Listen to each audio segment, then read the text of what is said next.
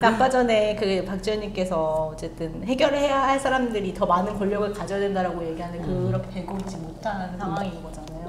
제가 아까 장난으로 정치개혁을 얘기해야 되는 거 아니냐 사실 이런 얘기를 좀 하게 되는데 좀 고민돼요. 정치개혁은 그러면은 내부에서 더불어민주당이나 이런 정치권은 정말 정치개혁에 대한 그런 의지가 있는 거냐. 사실은 그것도 보이지 않아요. 아니 페미니스트 정치와 어떻게 할 것인가. 그러니까 페미니스트들 어쨌든 국회로 가거나 이렇게 하려면 정치개혁이 필요한 상황일 수밖에 없는 거잖아요. 어쨌든 공천권만 바라보고 있는 지금 상황에서 당연히 공천권만 바라보고 있는 상황이라고 한다면 당연히 뭔가 우리가 페미보다 이 이름을 가지고 있지만 페미 묻은 사람들은 다 제외되는 그런 현상 속에서 맞아. 어쨌든 우울함에 계속되고 있는 거니까. 근데 정말 중요한 말씀 해주신 게 그러니까 결국에는 이 정치권에서 권력을 잡아야 뭐든 할 수 있는 거잖아요. 그러니까 법안을 제정하고 하는 것도 이 300명 안에 들어야 하는 거고 그 300명 안에 들려면은 지금의 정치 구조상으로는 공천을 받아야 하는 건데 근데 21대 국회에서 페미니스트라고 할 만한 정치인들 단 한 명도 공천이 안 됐단 말이에요. 그렇죠. 근데 그런다라고 했을 때 그것이 옳지 않다라는 것을 너무나도 잘 알고 있지만 그렇다라고 한다면 글쎄요 정말 현실적인 문제 앞에서 잠깐 우리가 페미니스트인 걸 숨기고 일단은 들어가는 게 먼저인가? 그러니까 페미니즘, 페미니스트라는 단어가 너무너무 우리나라에서 특히나 오염되어 버린 이 상황 속에서 나 페미니스트 맞아 라고 이제 친구들끼리도 이야기를 하고 뭐 저는 기억이 안 나는데 제가 한 2달 전쯤에 오랜만에 국토대장정 했던 친구들이랑 만나서 술을 진탕 먹었어요. 근데 술을 진탕 먹고 제가 그 다음날 아침에 일어나서 핸드폰에 있는 영상을 보는데 남자인 친구들 4명, 여자인 친구들 2명이 있었거든요. 근데 제가 페미니스트 만세 3창 외쳐 해가지고 페미니스트 하세요 이렇게 한 영상이 있는 거예요.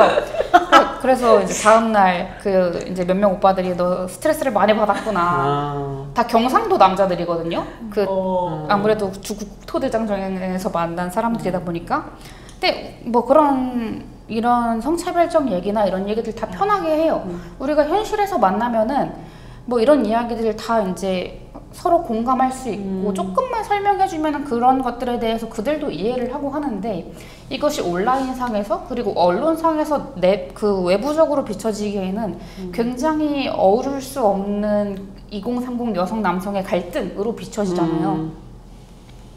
그리고 언론에서는 이 2030 남성들의 뭐 역차별이나 이런 것들을 이제 또 정부에서는 정치권에서는 신경 쓴다면서 네, 뭐 대통령도 그렇고 여가부 장관 후보자도 그렇고 이 역차별에 대해서 이야기를 하고 있고 근데 이 부분에 있어서 그렇다라고 한다면 페미니즘에 얽혀있는 잘못된 오해들을 풀어나가는 것 사실 전 대통령 이젠 전 대통령만 하더라도 페미니스트 대통령이다라고 이제 문재인 대통령도 말씀을 하셨었잖아요. 근데 이 페미니스트라는 단어가 오염된 상황에 대해서 우리는 이 단어를 끝까지 가지고 갈 것인가?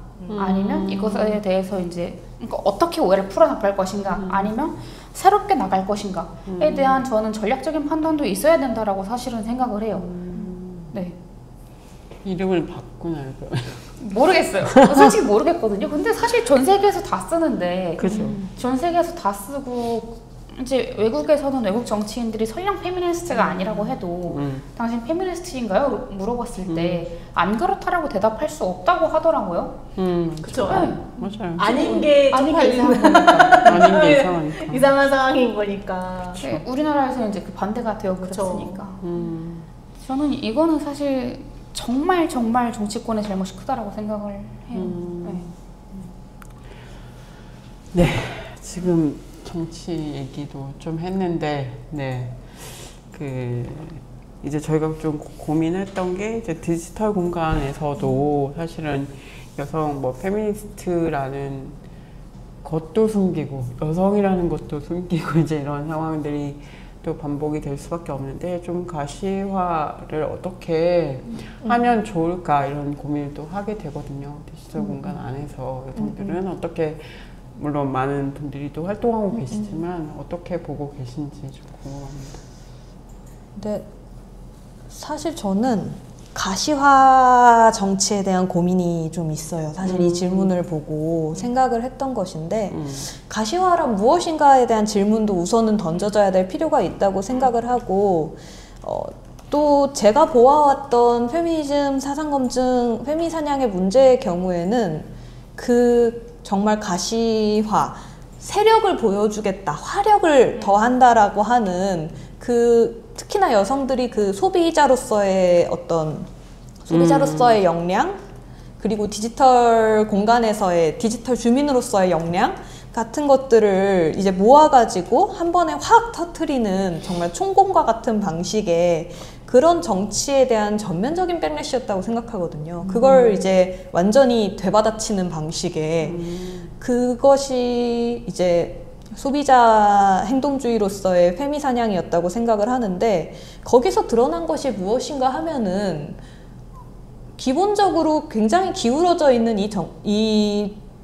이 구조적인 상황에서 이 구조 안에서 화력을 아무리 이렇게 가시적인 화력을 보여준다고 했을 때도 남성의 아주 남성 집단의 아주 자그마한 화력은 크게 부풀려지고 여성들의 실제적인 화력 같은 것은 제대로 보여지지 않는 문제가 너무나 여실히 드러났단 말이죠.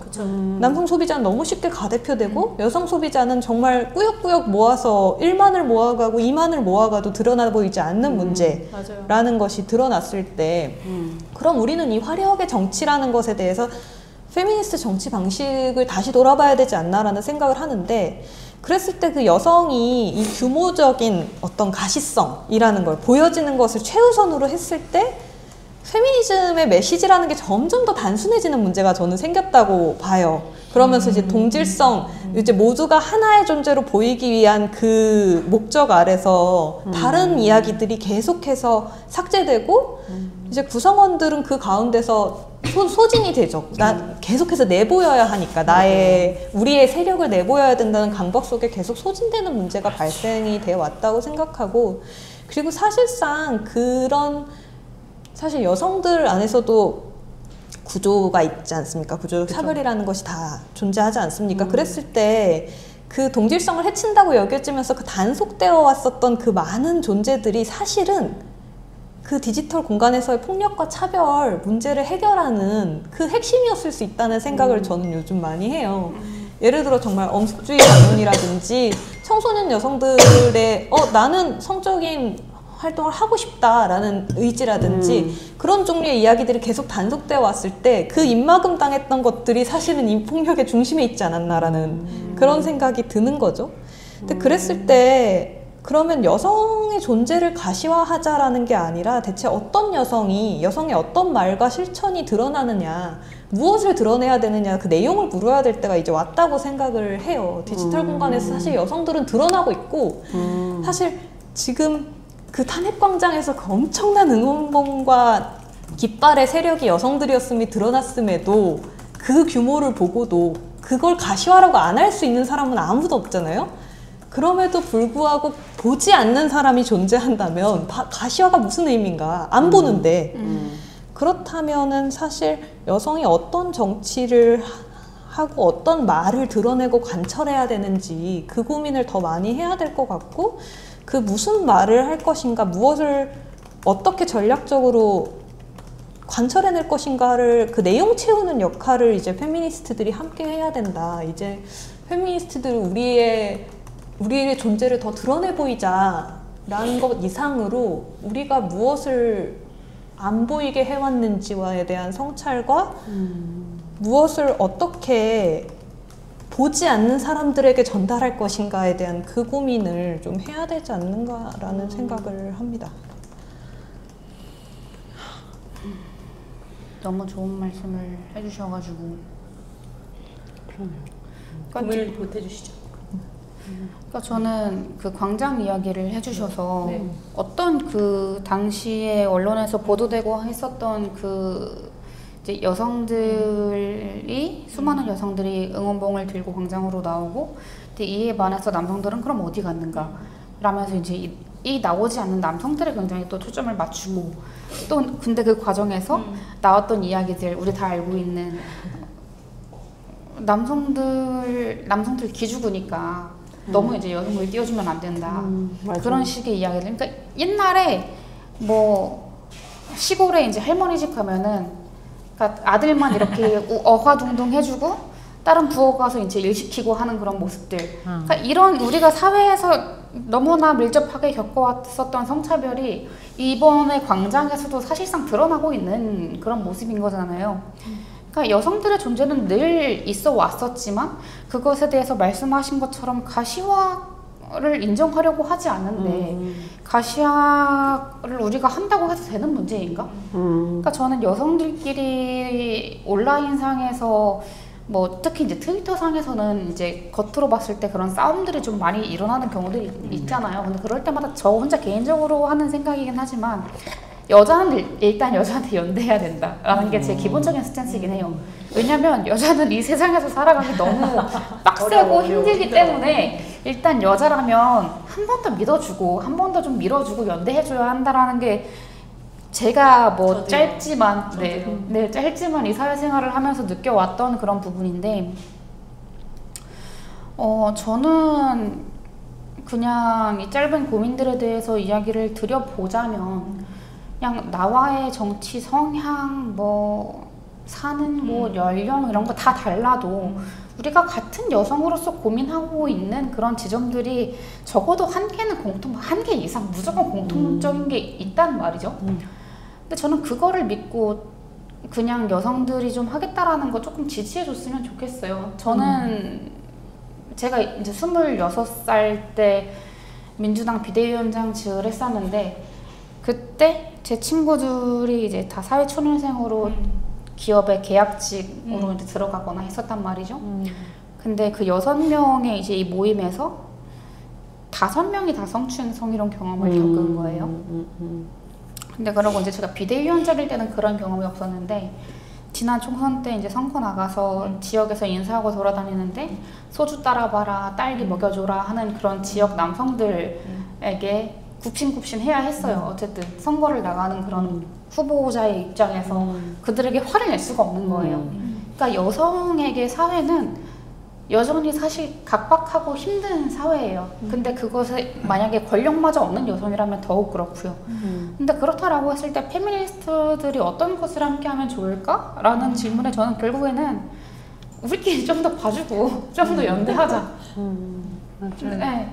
근데 제가 정말 싫어하는 이야기가 여저격라는 이야기예요. 근데 어떻게든 그 남성들의 그 커뮤니티에서는 여저격을 만들어내는 걸 굉장히 즐거워하는 말이죠. 근데 그 부분에 있어서 저는 정말 여성 연대, 여연여를 만들어내는 그런 모습들이 더 많이 과시화됐으면 좋겠어요. 여자가 여자를 밀어주고 여자가 여자를 이끌어주고 하는 그런 모습들. 네, 너무나 중요한 말씀도 해주신 것 같아요. 그래요.